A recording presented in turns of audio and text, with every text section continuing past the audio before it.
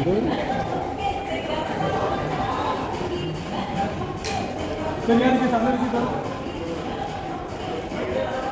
मतलब लोग क्या प्लीज सेंटर लो।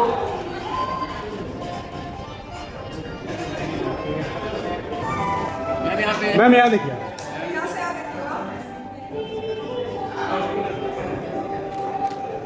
मैम यहाँ पे होल्ड कीजिए। मैम यहाँ पे,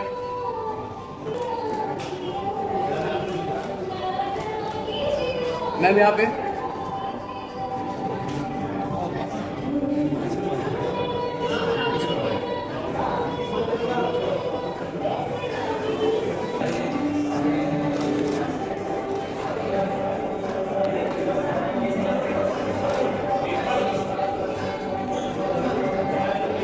मैम यहाँ पे।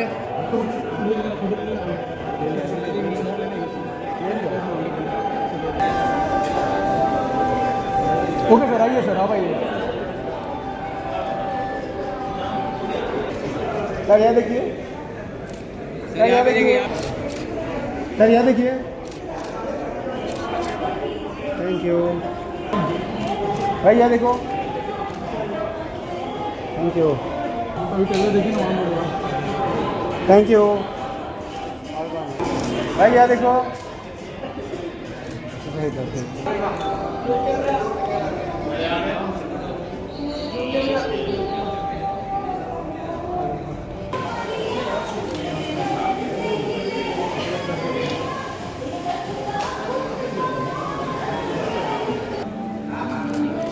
सर ये फोटो में देखिए।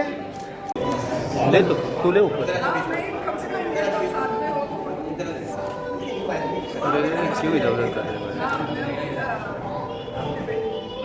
सामने सामने मैम, सामने देखिए मैम।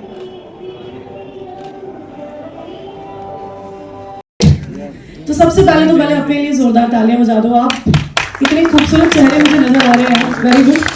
ऑलराइट, सो आप सभी का स्वागत करते हैं बिहाफ ऑफ लवली प्रोडक्शन। एक बार जोरदार तालियां हमारे प्रोडक्शन के लिए। देखिए, फिल्म बनाना ना लोगों को लगता है कि बड़ी मेहनत का काम है। मुझे लगता है मेहनत का नहीं, हिम्मत का काम है। पैसे लगने होते हैं। पहले तो हमारे प्रोड्यूसर के लिए एक बार जोरदार तालियां मिस्टर अरुण अग्रवाल जी। सर मैं चाहूंगी एक बार आप खड़े हो जाए अपनी जगह पर। सर के लिए एक बार जोरदार तालियां हो जाए। लवली प्रोडक्शन के लवली प्रोड्यूसर, बहुत बढ़िया, अच्छा नाम दिया है आपने, वेल डन। ऑलराइट, अब मैं चाहूंगी एक बार हमारे डायरेक्टर सर के लिए जोरदार तालियां हो जाए। कहाँ है हमारे डायरेक्टर सर? रजनीश जायसवाल जी, क्या बात है। एक बार इन्होंने उससे भी ज्यादा मेहनत का काम किया है। बताइए क्यों? क्योंकि स्क्रिप्ट इनकी है और स्क्रीन प्ले इनका है। देखिए, स्टोरी चूज करना बहुत ज्यादा इंपॉर्टेंट होता है। तो एक बार सबके लिए जोरदार तालियां, वेल डन। और साथ ही साथ हमारी जो स्टार कास्ट है, एक बार उनके लिए जोरदार तालियां। First of all Rajesh Sharma ji आज आए नहीं है, कुछ काम था उन्हें, बट हम सबके साथ हैं तो एक बार उनके लिए जोरदार तालियां हो जानी चाहिए। एंड मिस्टर अरुण कुमार जी के लिए एक बार फिर से जोरदार तालियां, हमारे प्रोड्यूसर। ऑलराइट, हमारे बीच में इनको वैसे ज्यादा इंट्रोडक्शन की जरूरत है नहीं, हम सब इनको जानते हैं। नीलू जी, एक बार जोरदार तालियों के साथ स्वागत करेंगे। मैं अपनी जगह पर एक बार मैं चाहूंगी आप खड़े हो जाए। Thank you. साथ ही साथ मिस्टर सुशील चंद्रभान जी, एक बार जोरदार तालियां सर के लिए। यार आप तालियां तो बजा रहे हैं, मुस्कुराहट के साथ नहीं बजा रहे, वो स्माइल चाहिए आप लोगों की। Alright, mister Krishna Singh busy, एक बार जोरदार तालियां। क्या बात है।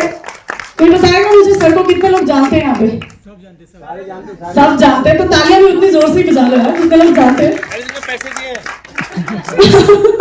ऑलराइट, मिस्टर अंजू जादव जी, मिस अंजू जादव जी, एक बार इनके लिए जोरदार तालियां। अंजू जी बड़ी खूबसूरत लग रही है, पहले तो इनके लिए तालियां बजा दो। बहुत ही बढ़िया। एंड मिस्टर लोकेश जी के लिए एक बार जोरदार तालियां।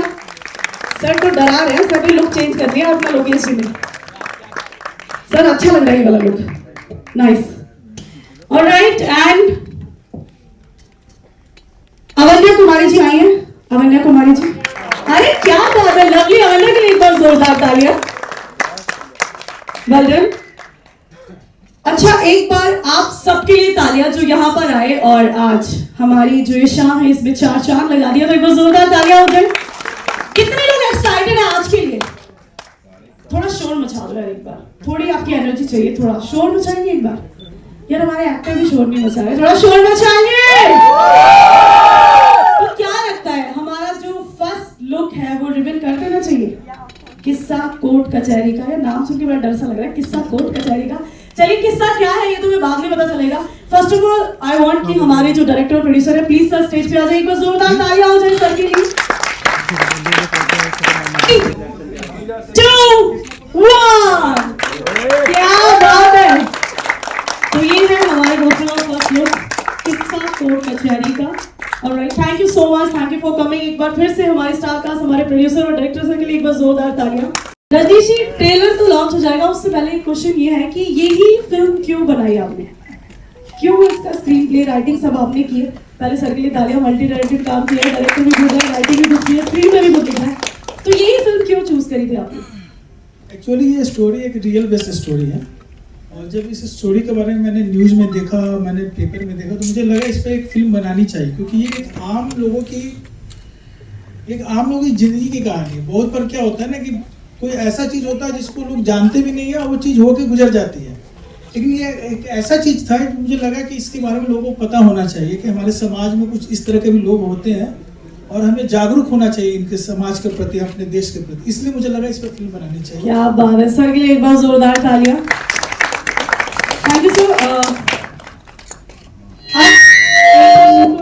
मैं डायरेक्टर से तो पूछ लिया, मैं प्रोड्यूसर सर से पूछना चाहूंगी। सब पैसा बड़ा इंपॉर्टेंट होता है, कितने लोगों के लिए है यहाँ पे इंपॉर्टेंट पैसा?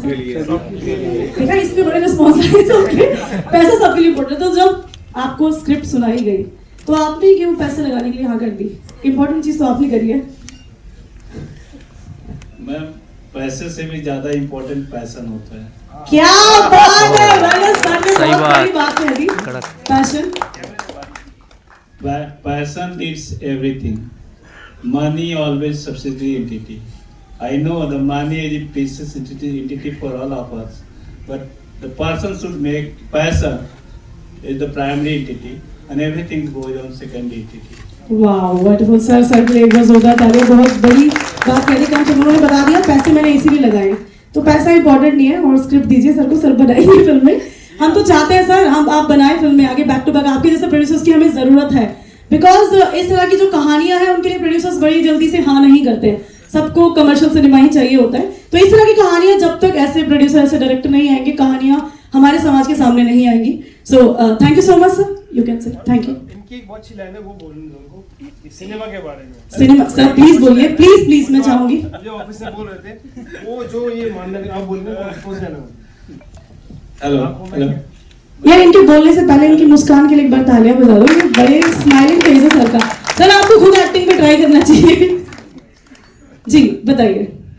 अगर कैमरा मेरे आंखों में होते, अगर कैमरा मेरे आंखों में होते तो मैं पूरा फिल्म टीवी पे चला देता। क्या बात है, मुझे लग रहा है आप राइटिंग में इनको साथ रखिए, काफी अच्छा बोल लेते हैं sir. So thank you so much, thank you. Let me clear the things. Yes. We are whenever we find the times, in the free times we always doing the literature. Basically scripting and all those things we are doing. And we have done first scripting movie. I think the movie was The Satyrs in 2019. It was released in May. And we have just write one more script. This is called DNA, the genetic code. Sorry, the name is? DNA, the genetic code is the human identity. Okay. And we had completely make it as a bond script. And the things we will go further for the shooting in the coming days. क्या बात है, एक और film की announcement हो रही है यहाँ पर। एक बात बताइए, मैं ही क्यों चुनते हैं आप?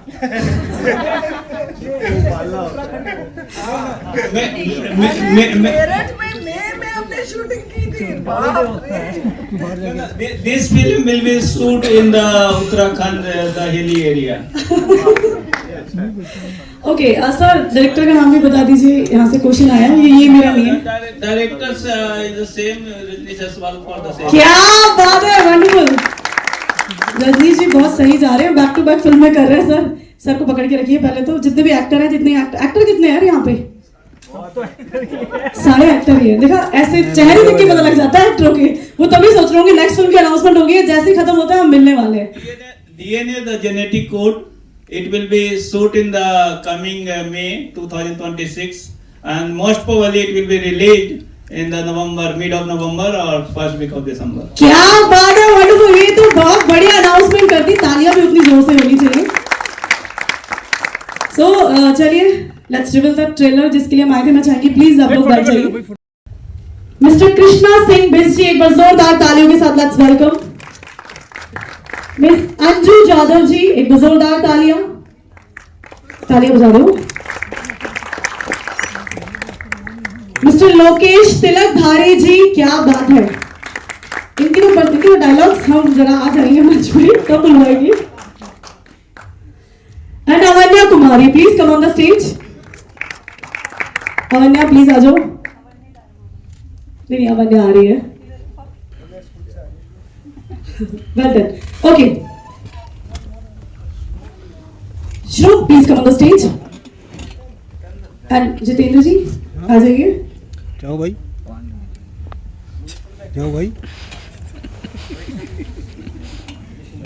तो एक बार पूरी टीम के लिए जोरदार तालियां।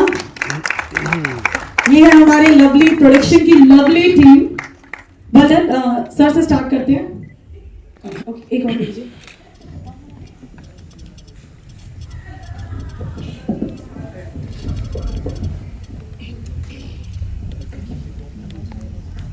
ऑलराइट सर, आपसे मेरा क्वेश्चन था, जैसे मैंने पूछा कि भाई आपने बताया भी था कि फिल्म मैंने इसलिए बनाई क्योंकि ये फिल्म सच्ची कहानी थी। इसका बेस्ट पार्ट क्या होगा जो आपको लगता है कि ऑडियंस से कनेक्ट करेगा, इसलिए ऑडियंस इस फिल्म को देखेगी? इसका बेस्ट पार्ट पूरी फिल्म ही है। अगर आप देखेंगे तो आपको लगेगा कि ये हर घर की कहानी है। एक्चुअली इंडिया में क्या बोलते हैं, जस्टिस डिले जस्टिस डिनाइड। इसमें भी वही होता है, एक बंदा है जिसके साथ एक घटना घटती है, ठीक है, लेकिन उसको कोई भी उसके साथ नहीं है, लेकिन अचानक एक वकील जो उसको जानता भी नहीं है अचानक उस केस को लेता है। इससे पहले उस वकील ने बहुत सारे केसेस को ठुकराए थे, जैसे लगता था कि उसको उस केस से कोई मतलब ही नहीं है, लेकिन सडनली उसकी लाइफ में एक ऐसा टर्न आता है, वो उस केस को लेता है और उस केस को लेने के बाद उसको पता चलता है कि इसके पीछे क्या साजिश थी। देन वो डिसाइड करता है कि मुझे किसी भी तरह इसकी फैमिली को जस्टिस दिलाना है। तो मुझे लगता है जब आम आदमी जो भी अपनी ज़िंदगी में स्ट्रगल करता है तो वो कहीं ना कहीं उसके साथ कुछ ना कुछ गलत होता है। बहुत लोग आवाज़ उठाते हैं, बहुत लोग आवाज़ नहीं उठाते। जो आवाज़ नहीं उठाते इसलिए नहीं उठा पाते हैं कि उनके पास पैसा या बोल सकते हैं सपोर्ट की कमी होती है। लेकिन इस केस में क्या होता है, उस लड़के के साथ कुछ भी नहीं होता, लेकिन एक ईमानदार वकील उसके साथ खड़ा होता है और फाइनली उसको जस्टिस मिलता है। ओके, इसलिए मुझे लगता है ये सारे लोगों की कहानी है, हर कोई इससे कहीं ना कहीं रिलेट, कहीं ना कहीं हर कोई इसमें अपने आप को देखिएगा कि मेरे साथ भी कहीं ना कहीं हर किसी के साथ एक किस्सा तो होता ही है जो कोर्ट तक जाता है, किसी भी तरीके से कहीं ना कहीं उसको लगता है कि मुझे जस्टिस नहीं मिला है। ऑलराइट सर, एक बड़ा इंपॉर्टेंट चीज आती है जब फिल्म बन रही होती है, कास्टिंग, कि अब हमें कास्टिंग करनी है तो हम कास्टिंग डायरेक्टर को बोलते हैं इस तरह के किरदार दो। जब आपने ये फिल्म लिखी थी उस वक्त क्या आया था माइंड में? सेम कास्टिंग थी आपको था कि नहीं मैं तो किसी और को लूंगा, या आपको जब आप मिले अपने किरदारों से तो आपको लगा यही तो मैं चाहता था? नहीं, कास्टिंग परफेक्ट थी और इसके लिए मैं अपने कास्टिंग डायरेक्टर विजय सैनी यहाँ पे हैं, शायद वो नहीं अभी। ओके, विजय सैनी ने बहुत परफेक्ट कास्टिंग की, तो मुझे लगा था कि जो हमारे कास्ट के हिसाब से जो कास्टिंग होनी चाहिए थी बिल्कुल परफेक्ट। सर एक क्वेश्चन और है, आजकल कास्टिंग बड़ी अलग सी हो गई है। मतलब पहले तो ऐसा होता था ओपन कास्टिंग होती थी, लोग जाते थे ऑडिशंस देते थे, काम मिल जाता था। आजकल सब बोल देते हैं मेल करो, ऑनलाइन भेज दो। हमारे सीनियर एक्टर बैठे हैं, उनको भी पता होगा कि ये चीज चल रही है।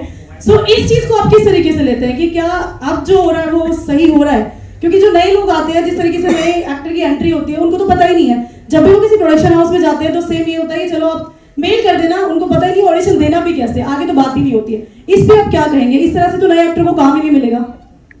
हमने इस फिल्म का ओपन ऑडिशन रखा था, रामनगर में भी इसकी ऑडिशन हुए थे, हमारे ऑफिस में भी ऑडिशन हुए थे। कुछ जो सर्टेन कैरेक्टर्स है जो मतलब जो प्रॉपर कैरेक्टर आर्टिस्ट चाहिए तो उसके लिए हमने शॉर्ट लिस्टेड कर रखा था, लेकिन बाकी बहुत सारे कैरेक्टर्स है जिसमें हमने कुछ नए लोगों को भी चांस दिए। मेरठ के भी लोकल जो थिएटर आर्टिस्ट है। क्या बात है, एक बात तालियां सर के लिए। ओपन ऑडिशन रखे, ऐसे ऑडिशन होने चाहिए, बिकॉज काफी सारे एक्टरों की ये आज के टाइम में सबकी प्रॉब्लम यही है कि हम जब भी ऑडिशन देने जाते हैं कहीं ओपन ऑडिशन हो ही नहीं रहा, फिल्में बन जाती है और पता भी नहीं चलता है। आई थिंक काफी आर्टिस्ट अग्री कर रहे होंगे इस बात से। So thank you so much sir. Producer sir एक बार पहले तो हंस दीजिए, आप बड़ा अच्छा हंस रहे हैं। ओके, अच्छा पहले तो मैं ये पूछना चाहूंगी, आप दोनों ही सब बिहार से हैं, शूटिंग मेरठ में, आजकल तो स्टोरी कहीं की भी हो, स्टोरी आपको लगता है पैसे बचा लेंगे अपनी जगह पे कर लेते हैं, आपने मेरठ में क्यों करी? द प्रॉब्लम इज दैट कि हमारी मैक्सिमम मूवी यूपी में ही शूट होती है, मतलब अभी तक का एरिना के अनुसार सेटर्स हैं पूरी होली दिल्ली, बॉम्बे, बनारस, जयपुर में शूट किए थे। ये पूरा मेरठ से रिलेटेड, क्योंकि हमारे फिल्म के अनुसार जो एमबीएस चाहिए होते हैं, अच्छा। वो एमबीएस में वो मेरठ में प्रॉपर्ली मिल गई, तो अकॉर्डिंगली ये जगह मायने नहीं रखता किसी काम के लिए, आपका जो रिक्वायरमेंट है वो फुलफिल होना चाहिए। क्या बात है, उस रिक्वायरमेंट के लिए अगर एक सिटी में मिलता है तो आप इधर उधर मूव अराउंड करोगे तो आपकी कॉस्टिंग बहुत फ्लक्चुएट करेगा, तो उससे बचने के लिए कि मैक्सिमम प्लांट ही ढंग से की जाती है कि कॉस्ट को ऑप्टिमाइज करते हुए बेटर प्रोडक्ट को निकालना होता है, तो that on that basis totally mathematical modelling you can say that. तो अंडर दैट कंस्ट्रेंट हमें मेरठ में वो सभी मिल गया, तो we have decided to go with it, तो ये अल्टीमेटली था। अच्छा सर एक क्वेश्चन और, बैक टू बैक आपकी जितनी भी फिल्में आ रही है सब रियलिस्टिक आ रही है, रियलिस्टिक कहानी पे आप प्रोड्यूस कर रहे हो, ऐसा क्यों? Ma'am, the problem is that everyone in the life, everyone living an entity, living in a practical arena, और सभी लोग कुछ ना कुछ फेस करते हैं, हम सब लोग किसी न किसी प्रॉब्लम से जूझते रहते हैं। 90% लोगों को साथ financial is the major barrier, और पूरी जिंदगी इंसान अपने उस बैरियर को तोड़ने में लगा देता है, लेकिन eight the and they get nothing. तो प्रॉब्लम यहाँ पे ये आती है कि जैसा मैंने पहले भी बोला हूँ कि पैशन के लिए जियो, जिंदगी जीना ही है तो पैशन के लिए जियो, पैसे ऑटोमेटिकली आपके पास आएंगे। बहुत सारा फिल्म के डायलॉग्स भी हैं, लेकिन 90% लोगों के साथ रिवर्स होता है, because they live their life in a barrier, in a arena where money matter a lot, passion is nothing. तो दोनों चीज समहाउ बैलेंस करके चलना होता है। If you are above then money then you should live the life for the passion. If you below with the money, to live for the money and the family like that.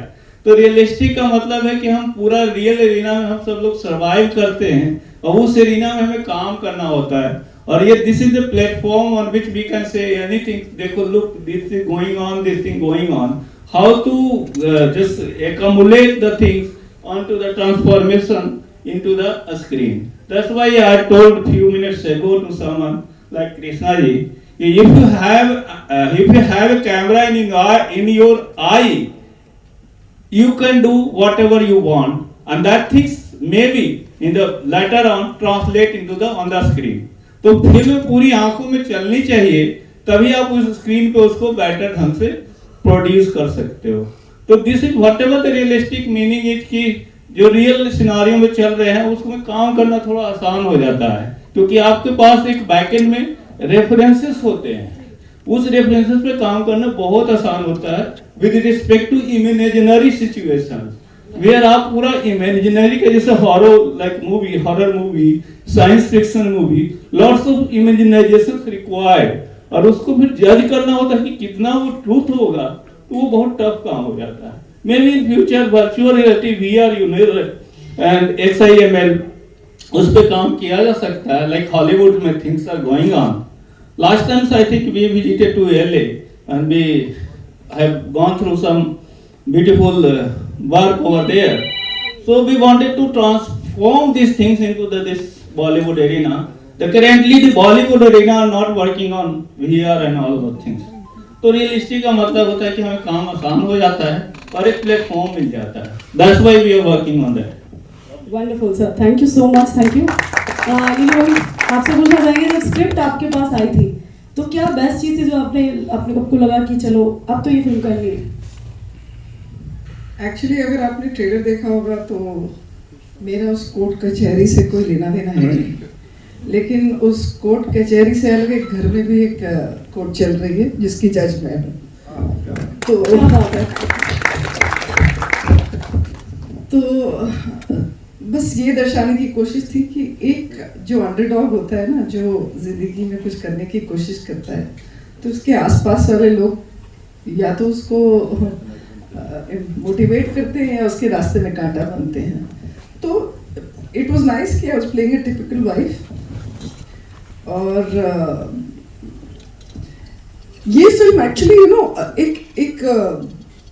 एक universal truth है कि इंसान एक underdog को win करते हुए देखना चाहता है।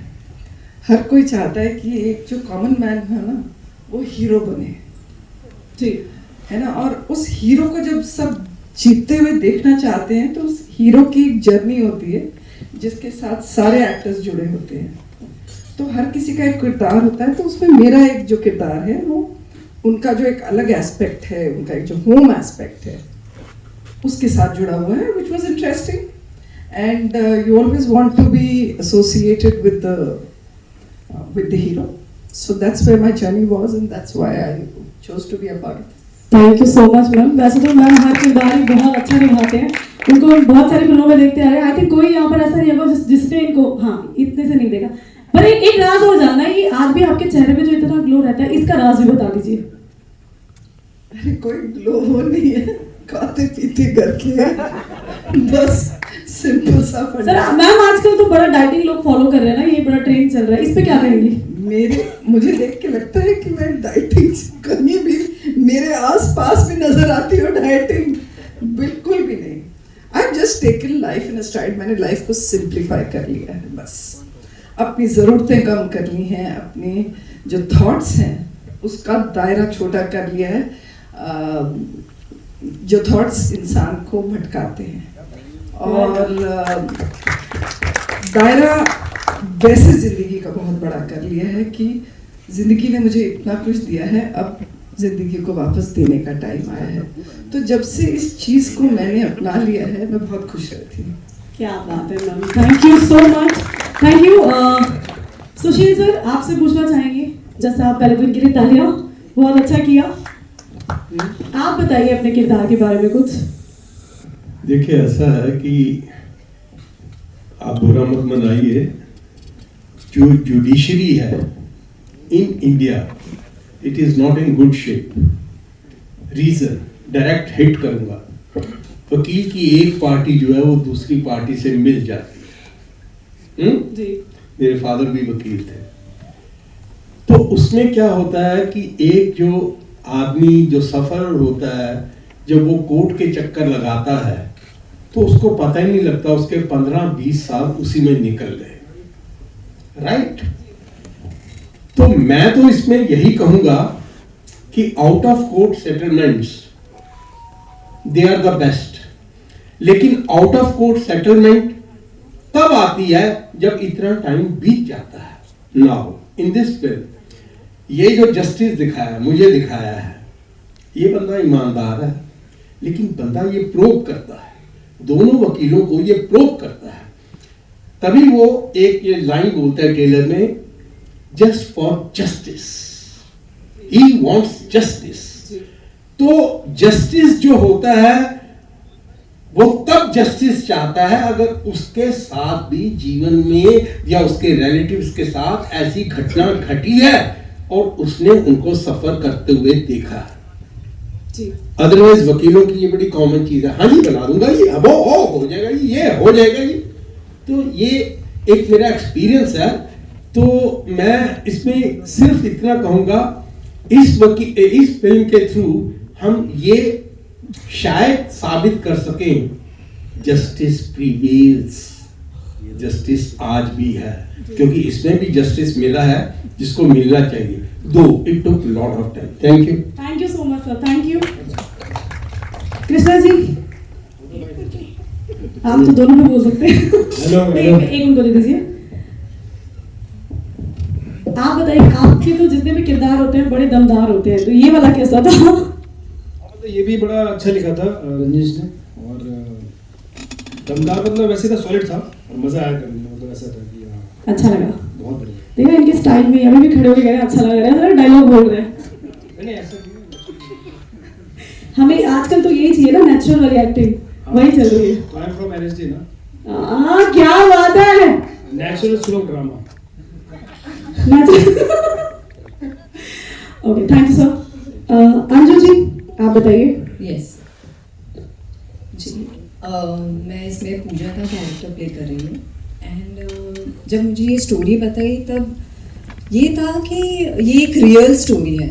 तो वैसे ही मुझे बहुत रियल स्टोरी मुझे देखना बहुत पसंद है, तो और मैं इसीलिए ये करना चाहती थी क्योंकि रियल बेस्ड है।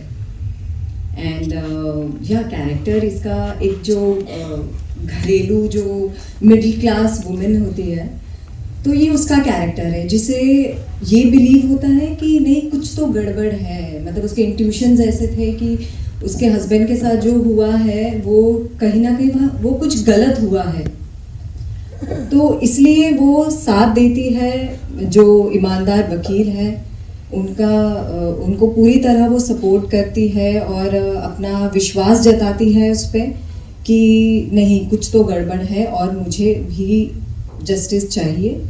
एंड लोगों को पता चले कि असलियत मतलब असल में क्या हुआ है के हस्बैंड के साथ। तो ये पूरी एक जर्नी है और बड़ी ही प्यारी जर्नी है और मतलब ये शूट पूरा करते हुए बहुत अच्छा लगा, बहुत मज़ा आया। डायरेक्टर के साथ कैसा लगा? बहुत अच्छा। एक तो जैसे आपने कहा कि इनकी स्माइल बड़ी अच्छी है बट ये छुपाते हैं तो इन्होंने अंदर ही स्माइल करते हुए उन्होंने हमें बहुत अच्छा मतलब सिखाया, बहुत अच्छा उन्होंने डायरेक्शन किया, उन्होंने लिखा भी बहुत अच्छा है, तो बहुत मज़ा आया इनके साथ काम करते हुए। Thank you so much. Thank you. His approach as a director was beautiful. Wow, As an artist, he was so down to earth. कभी इन्होंने डांटा नहीं, कभी कुछ किया नहीं, but if you are okay with your lines और prepare करके आ रहे हो, he will go with you very smooth. ऐसे डायरेक्टर के साथ काम करके तो वैसे भी बहुत मजा आता है। भाई attitude of the director fantastic. मतलब इन्होंने सारा विश पिया और हमें अमृत पिला दिया। अरे क्या बात है जी। सर बताइए, सर को माइक दे दीजिए प्लीज, लोकेश जी को। आप तो फिर डायलॉग बोल के बता दीजिए एक बार पहले, काफी डिमांड आ रही है ऑडियंस की।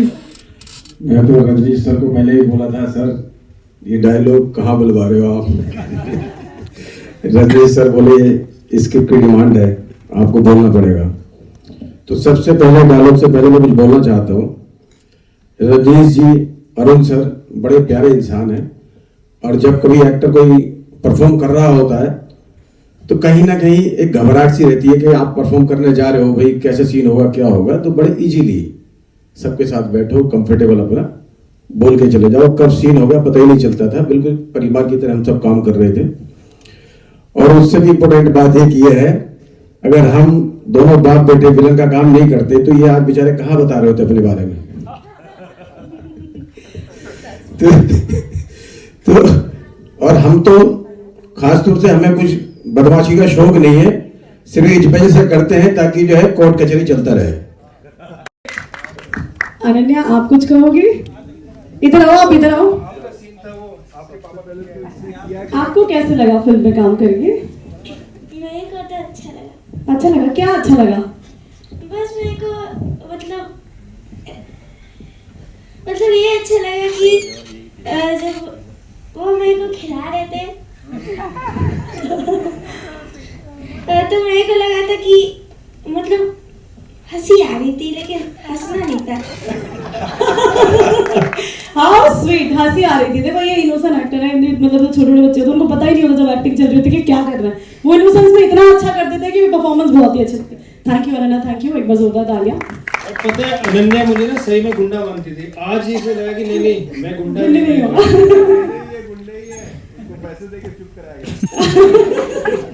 थैंक यू सर, आप बोलेंगे कुछ?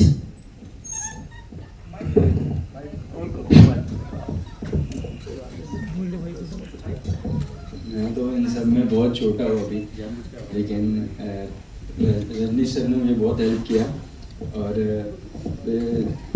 नीलू मैम के साथ काम करने में और राजेश सर के साथ काम करने में मेरा बहुत मतलब अच्छा एक्सपीरियंस था।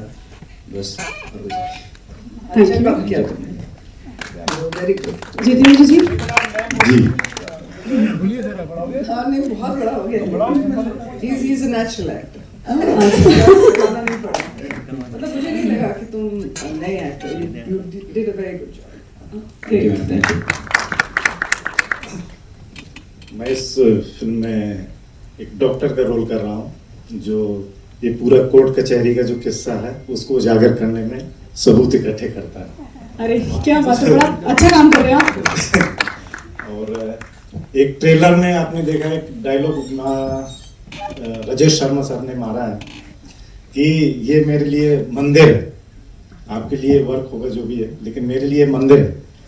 लेकिन वो ऐसा मंदिर है कि उस मंदिर में कोई जाना ही नहीं चाहता। ये सबसे बड़ी बात है। Thank you so much. और एक डॉक्टर बोले तो मुझे कुछ याद आ गया, हिंदुस्तान में क्या पूरे विश्व में सबसे सुखी इंसान वो है जिसको पुलिस ना ढूंढ रही हो और वो डॉक्टर को ना ढूंढ रहा हो। Thank you so much sir, thank you. Over to media, आपके कुछ क्वेश्चन है तो आप कर सकते हैं। ये फिल्म में बनी है वो हिट रही है, जैसे दामिनी एक हिट फिल्म है, जॉली एलएलबी अभी आया हुआ था, वो भी बहुत हिट हुई थी। और इसकी खासियत ये है कि उसमें एक्टर बहुत शानदार थे। तो आप बता सकते हैं कि इतने शानदार एक्टर आपने, मतलब ये स्टार कास्ट किस तरह आपने ऑन बोर्ड लाया? देखिए, जब मैं फिल्म बना रहा था तो मैं ये नहीं सोचा था कि इस फिल्म के कंपेयर जॉली एलएलबी से होगी या दामिनी से होगी। मेरा ये सोचना था कि जो कैरेक्टर है उस हिसाब से मुझे जो परफेक्ट एक्टर चाहिए, जो एक्टर नेचुरल एक्टिंग कर सके और जो अपने किरदार को अच्छी तरह से जी सके। तो इसलिए जब मैंने अपने कास्टिंग डायरेक्टर के साथ जब डिस्कस किया तो मैंने बहुत सारी चीज़ें और बहुत सारे रेफरेंसेस उसको बताए थे कि मैं इस टाइप के एक्टर्स को देख रहा हूँ। फिर उन्होंने बहुत सारे शॉर्ट लिस्टेड मुझे दिए, जिनमें कुछ बड़े नाम भी थे, कुछ न्यू फेसेस भी थे, लेकिन जो मुझे बिल्कुल परफेक्ट लगा उनको मैंने बोला कि नहीं, मुझे इन्हीं के साथ काम करना है। और मैं फाइनली कह सकता हूँ कि मैं बहुत लकी हूँ कि इतने अच्छे स्टार कास्ट के साथ मुझे काम करने का मौका मिला। और मैं चाहूँगा कि आगे भी लोग मुझे साथ मिले और आगे भी अच्छी फिल्म बना सकें। सर मैंने ट्रेलर देखा, ट्रेलर बहुत शानदार लगा है, बहुत अच्छा लगा है। जज साहब भी बता रहे थे कि जो हिंदुस्तान में जो है हमारी जो व्यवस्था है, न्याय की व्यवस्था है, वो वीक है। अभी 2 दिन या 4 दिन पहले जो मैंने न्यूज़पेपर पढ़ा उसमें 20 रुपया केस था, 30 साल चला सर। तो ऐसा कोई एक्सपीरियंस आप में से कोई शेयर करना चाहे, बताना चाहे कि अगर जानता है कि कितने साल कितना, मैं जो कि मैं जानता हूँ कि एक 20 रुपया केस 30 साल चला, अगर कोई कुछ बता सके मुझे। एक केस मैं जानता हूँ, न्यूज में देखा था मैंने, एक साइकिल चोरी के लिए एक लड़के को पकड़ा गया था। 15 साल बाद वो लड़का निर्दोष साबित हुआ। अब 15 साल उस लड़के ने सजा काटी थी एक साइकिल चोरी के लिए। अब समझ सकते हैं कि हमारे देश में न्याय व्यवस्था की क्या हालत है। Yes Prateek Shekhar from News 18। तो इस बार क्या कुछ नया जनता के लिए, दर्शकों के लिए है जो कुछ नया देखने को मिल सकता है? इसमें हो सकता केसेस तो नए ही होते हैं कोर्ट में, लेकिन आपकी फिल्म के जरिए क्या कुछ नया देखने को मिलेगा हम लोगों को? देखिए, ये फिल्म पूरी तरह से कोर्ट कचहरी ड्रामा नहीं है। इस फिल्म में एक जज की अपनी फैमिली है, एक वकील की अपनी फैमिली है। जब आप फिल्म देखेंगे ना तो स्टार्टिंग का 15-20 मिनट आपको लगेगा ही नहीं कि ये फिल्म कोर्ट रूम ड्रामा ऐसा कुछ है। एक वकील की अपनी फैमिली है, उनकी बीवी है, उनका बच्चा है, डेली का उनका किचकिच है। जज वकील साहब झूठा केस लेते नहीं है तो कमाई होती नहीं है। पड़ोस वाले वकील हैं, वो BMW से घूम रहे हैं और सर वो भी स्कूटर से घूम रहे हैं, तो मैडम का डेली ताना है कि तुम क्या कर रहे हो। सडनली उनकी घर में ससुराल में एक शादी होती है, उनको वहाँ जाना होता है और उस दौरान एक इंसिडेंस होता है उनके साथ, जो आगे जाके पूरी फिल्म को जब ऑडियंस फिल्म देखेगी ना तो इंटरवल तक उसको लगेगा ही नहीं कि कुछ ऐसा होने वाला है। सडनली एक ऐसा पॉइंट आता है जहाँ से फिल्म हमारे सेकेंड हाफ में बिल्कुल ड्रास्टिकली चेंज होती है और वो फिल्म बिल्कुल एक कोर्ट को हार्ड हिटिंग सब्जेक्ट जैसा लगता है। ये तो फर्स्ट है बिल्कुल लाइट हार्टेड कॉमेडी, रोमांटिक गाने भी हैं, एक कपल भी है जो हमारी एक्ट्रेस अंजू यादव जी है, संजीव जायसवाल है, उनकी एक रोमांटिक लाइफ है। सब कुछ इस फिल्म में कॉमेडी, रोमांस और लास्ट में फाइनली एक अच्छा मैसेज। ओके, तो ये सच्ची घटना पर आधारित फिल्म है? जी जी। अच्छा, किसी के मतलब कहाँ की स्टोरी है ये स्टोरी दिल्ली की। अच्छा, दिल्ली की। ओके, चलिए ठीक है, thank you so much. Sir एक फोटो आप कर दे सर, आइए ग्रुप फोटो करते हैं। देखिए सामने देखिए सर, आ रहा बराबर आ रहा है। ये इसमें मैं राजेश जी जो मेन प्रोटैगनिस्ट हैं इस फिल्म के, उनकी वाइफ का रोल प्ले कर रही हूँ। और जैसा कि मैंने कहा कि एक कोर्ट कचहरी वहाँ चल रहा था, एक कोर्ट कचहरी घर में चल रहा था, जिसकी जज मैं हूँ। और बस वही नोक झोंक वाली कहानी, एक मिडिल क्लास घर में क्या होता है, that's it, normal, very normal. जी, मैं पूजा का कैरेक्टर प्ले कर रही हूँ, जो कि ये बिलीव करती है कि अगर एक वाइफ को जो इंट्यूशंस आते हैं वो बिल्कुल सही आते हैं। और मतलब ये जो स्टोरी है ये एक रियल इंसिडेंट्स पर बेस्ड है, एंड कैसे ये अपने पति को इंसाफ दिलाने में साथ देती है। तो ये पूरी कहानी उस इंसाफ के ऊपर डिपेंड करती है। एंड या द स्टोरी पूरा ये रिवॉल्व अराउंड ये होता है कि कैसे आप मतलब जो सच है वो कभी छुपता नहीं, वो हमेशा बाहर आता है। सो या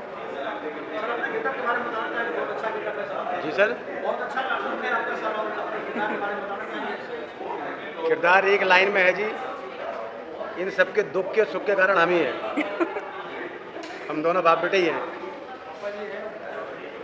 और एक शब्द में ख़त्म करूँगा बात अपनी, मस्त है, मलंग है, थोड़े से दबंग है, दुनिया की परवाह किसको, हम खुद को बहुत पसंद है।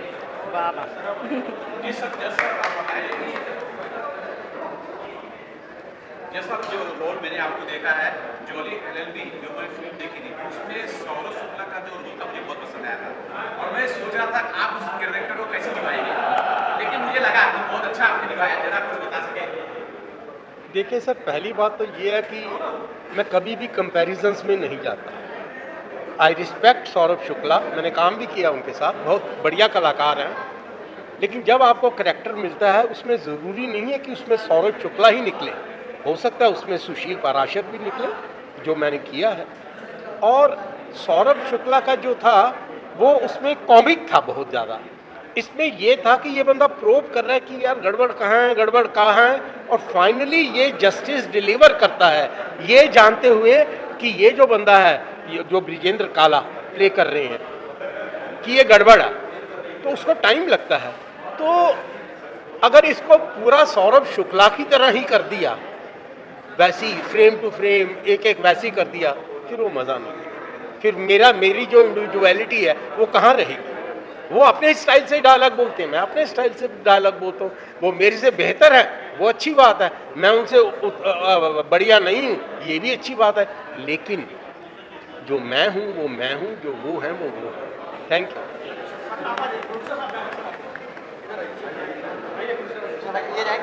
जानना चाहूँगा वीरेंद्र काला जी को और हमारे बाकी एक्टर जो आपने लिया है, बहुत शानदार इसकी कास्टिंग हुई है, जो मैंने देखा बहुत अच्छा लगा। एकदम कास्टिंग के बारे में अगर बता सकें तो।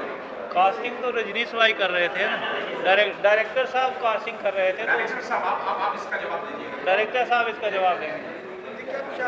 सर जो कास्टिंग हुई है बहुत शानदार हुई है, बहुत अच्छे कैरेक्टर आपने लिए हैं, बहुत अच्छा रोल सबने निभाया है। जज साहब का रोल भी पसंद आया मुझे और बाकी सबका भी पसंद आया, वो लोकेश जी का भी कैरेक्टर बहुत पसंद आया। सर कास्टिंग के बारे में क्या बताइएगा? देखिए, कास्टिंग के लिए हम लोगों ने काफ़ी मेहनत की, करीब 6 महीने हम लोग का ऑडिशंस चला है कास्टिंग के लिए। और जहाँ तक सर की बात है ना, जब मैं जज का कैरेक्टर को फाइनल कर रहा था ना, तो सौरभ शुक्ला का मेरे अंदर की इमेज बैठा हुआ था। तो जब सर से मैंने पहले मीटिंग की, नरेशन किया, मैंने सर को बोला कि सर हमें सौरभ शुक्ला नहीं चाहिए, आप मुझे कुछ अलग करके बताइए। सर ने बोला कि रजनीश तुम मेरे ऊपर छोड़ दो, मैं खुद इसको कभी भी सौरभ शुक्ला से कंपेयर नहीं करना चाहूँगा। उसका जब सर ने पहला एक नरेशन के बाद जो पहला रिएक्शन सर का आया ना, उससे मुझे समझ में आ गया था कि हमें जज जो है ना कानून कुमार मिल चुके हैं। एक चीज़ और बहुत अच्छा था सर, स्क्रीन प्ले बहुत शानदार है जो सर आपने लिखा है, क्योंकि स्क्रीन प्ले बहुत मायने रखता है। हर एक सर का डायलॉग बहुत अच्छा था, सर का डायलॉग अच्छा था, हर एक के पास एक अच्छा डायलॉग दिया था, मैडम के पास बहुत अच्छा था। मेरा स्क्रीन प्ले के बारे में कुछ अगर बता सकें कि सर किस तरह से न्याय इस तरह से मिलता है। देखिए, अगर इस कहानी की बात करूँ ना, तो मुझे करीब 3 साल लगे हैं इस कहानी में। 3 साल लगे मुझे इस कहानी को कंप्लीट करने में। स्क्रीन प्ले में बहुत सारी चीज़ें थी जो मुझे लगता था कि इसको डालूं, इसको नहीं डालूं। अगर देखा जाए तो मुझे लगता है करीब करीब हमने इसका 25th ड्राफ्ट बनाया, 25वें ड्राफ्ट में जाके कहानी हमारी फाइनल लॉक हुई थी। और ऑन दिस सेट कुछ नीलू मैम की तरफ से इम्प्रोवाइज होता था, उसको हम लोग ऐड करते थे। सर की तरफ से इम्प्रोवाइज होता था। कृष्णा ने बहुत सारे अपने पंचेस डाले, लोकेश भाई ने बहुत सारे पंचेस डाले। लोकेश भाई मेरठ से बिलोंग करते हैं, वहाँ का जो न्यूसेंस होता है, वहाँ का जो टिपिकल टोन होता है, उन्होंने मुझे बताया कि सर ऐसा कर सकते हैं, तो ये सारे कंबाइंड हो गए ना, वो एक पूरी तरह से खिल के आया है। अच्छा आप सर, आप दोनों अगर बता सके डीएनए की जो चर्चा चल रही थी, डीएनए की, अगर वो फिल्म के बारे में बता रहे किस तरह की फिल्म होगी, अगर हमारे दर्शक जो जान जाए, जो देखना चाहेंगे। अब बेसिकली डीएनए,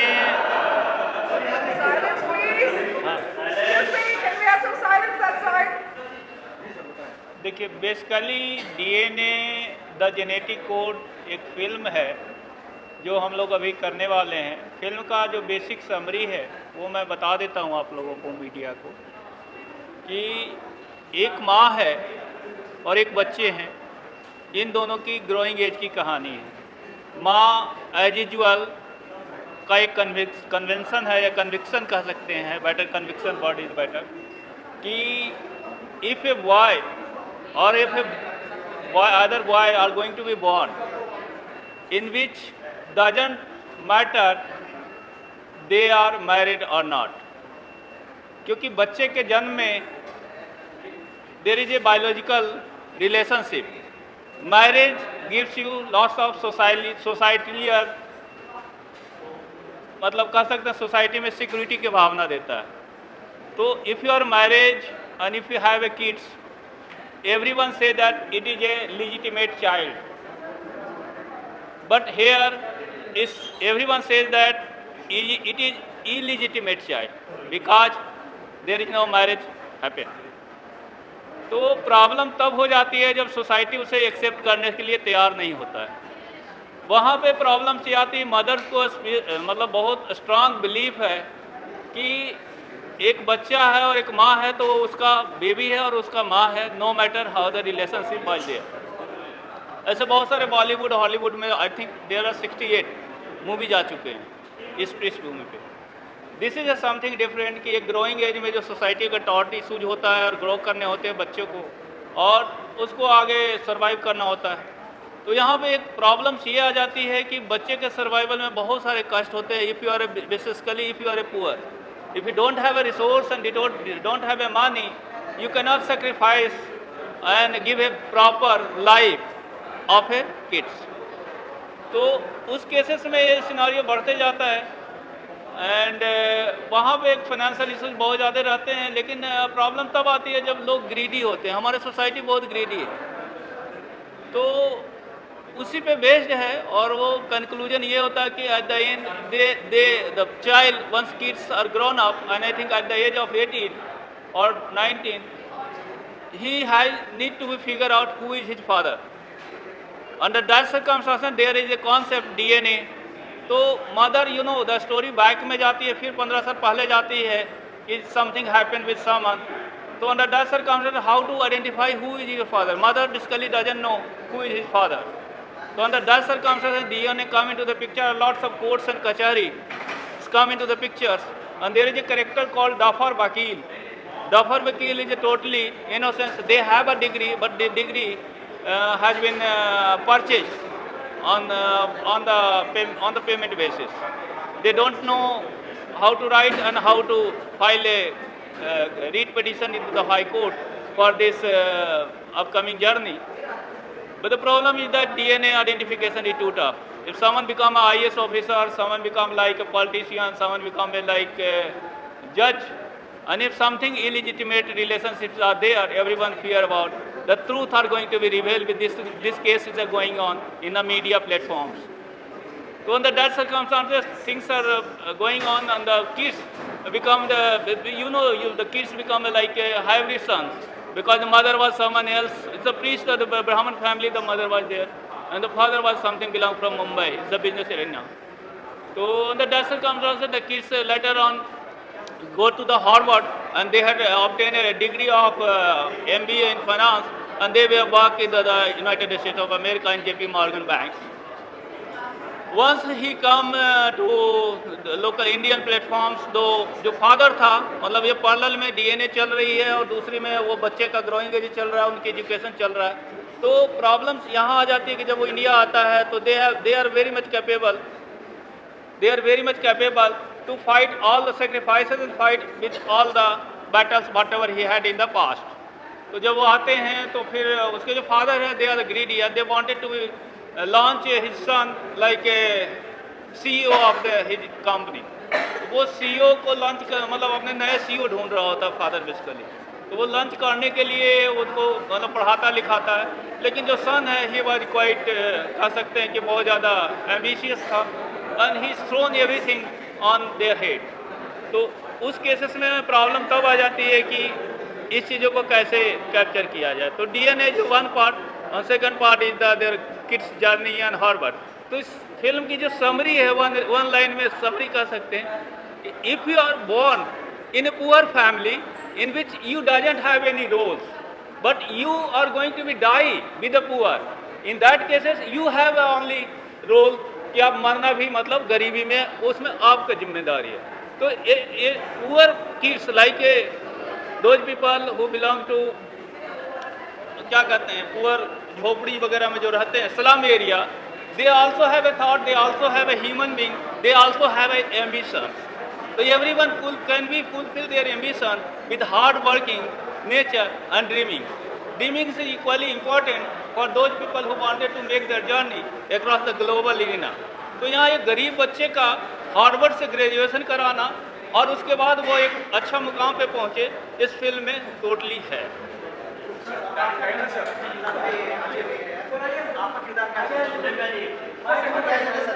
मेरा जो कैरेक्टर है उसका नाम है भुप्पी और ये मेरे पापा का रोल कर रहे हैं।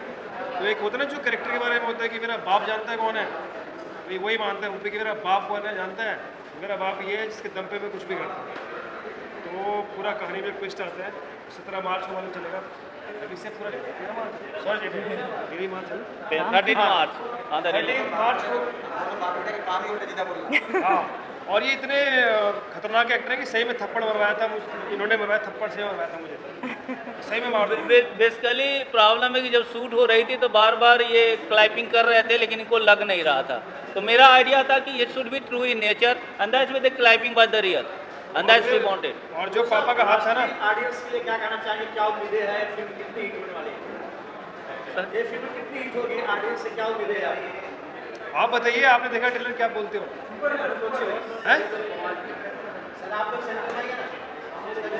रजनीश भाई ने ऑफर की थी और अरुण सर से जब मैं मिला था तो इन्होंने बोला था एक रियलिस्टिक फिल्म बनाने जा रहे हैं और धर्म जी मैं चाह रहा था कि इसके रियलिस्टिक अप्रोच के साथ शूट किया जाए। तो इसके साथ ही हमने जब मैंने कहानी सुनी तो मुझे पता चला कि ये पूरा रियलिस्टिक जोन में है और जो कैरेक्टर जो सर ने प्ले किया, सुशील सर अपना कृष्णा जी, अंजू जी और तिलकधारी सर ने, तो इतने बड़े बड़े स्टार हमारे साथ थे और सच में सब लोग रियलिस्टिक परफॉर्मर ही थे। और जहाँ पे जब मैं शूट कर रहा था तो हमें लग ही नहीं रहा था कि हम कोई सीन ऐसा शूट कर रहे हैं या जानबूझ के शूट का माहौल है, ऐसा कुछ नहीं। जितने भी सीन हुए, जो भी एक्ट हुआ, सारा ऐसे लग रहा था कि पूरी पब्लिक, अगर अंजू जी रो रहे थे तो पूरी पब्लिक रोने लगती थी, वहाँ पर ऐसा माहौल भी बन गया था।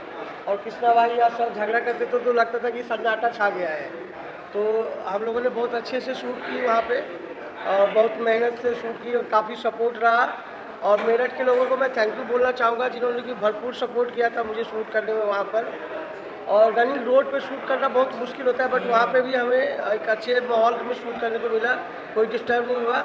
और इसलिए हम चाहेंगे कि तिलकधारी सर का थैंक यू करना चाहेंगे उसके लिए, और इन्होंने बहुत ही अच्छा अरेंजमेंट रखा था सबके लिए। Thank you so much. और रियलिस्टिक अप्रोच के साथ हमने ये फिल्म बनाई है और हम लोग आज आप लोग को ट्रेलर देख के कैसा लगा, आप लोग भी अपनी प्रतिक्रिया दीजिएगा और आप लोग बताइए। हमसे ज़्यादा अच्छा लगेगा कि अगर आप हमें जज करके बताएंगे कि आप लोगों को कैसा लगा। हमने आप जरा बताइए कि मैडम ने आपको जो है बहुत अच्छा एक्टिंग करते हैं बोला है, मैं ये भी जानना चाहता हूँ कि आपने बताइए और क्या फील करते हैं एक सीनियर आर्टिस्ट जो आपको बोलता है आप अच्छे। ये अगर सीनियर आर्टिस्ट बोले तो बहुत ही बड़ा कॉम्प्लीमेंट है मेरे लिए, मतलब। और इनके साथ काम करना बहुत अच्छा एक्सपीरियंस था मेरे लिए। और मेरा इसके अंदर सिर्फ एक छोटा सा रोल है कि मैं सिर्फ परेशान हूँ कि पापा के जो स्कूटर है वो मुझे पसंद नहीं आती।